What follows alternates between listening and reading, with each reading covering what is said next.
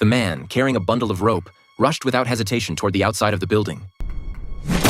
Unfortunately, his hand slipped, causing him to lose his grip on the railing and fall. Fortunately, the man managed to grab the eaves and escaped disaster. Before he could react, people on the opposite side quickly began pulling the rope tied to the man's body. Just as he was about to be pulled down by the crowd, they finally realized that if they continued pulling the rope, the man would surely die. So they began carefully loosening the rope. Jack then readjusted his position and, using all his strength, finally managed to climb up. However, the danger hadn't passed yet, because as the toxic gas spread, this area would soon be engulfed by it. Jack had to climb to a higher place to completely escape danger, but his real challenge was just beginning. After securing his safety rope, Jack picked up an iron bar from the ground. Then, gathering his courage, he ran toward the opposite building again.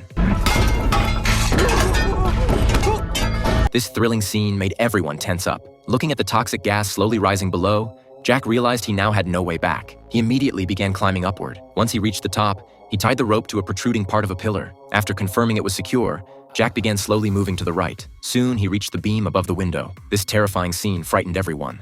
Fortunately, Jack, who exercised regularly, successfully made it to the other side of the window. After a brief rest, he continued climbing to the right. However, just then, Jack discovered that his safety rope had reached its limit. No matter how hard he tried, he couldn't make the rope any longer. Looking at the rooftop so close yet so far, Jack made a bold decision. Without hesitation, he removed his safety rope, because Jack realized this was his only chance to survive. He gathered his courage and climbed upward. Soon, Jack reached the final obstacle. He used all his strength to jump toward the statue. Fortunately, Jack successfully grabbed the statue's teeth. However, just at that moment,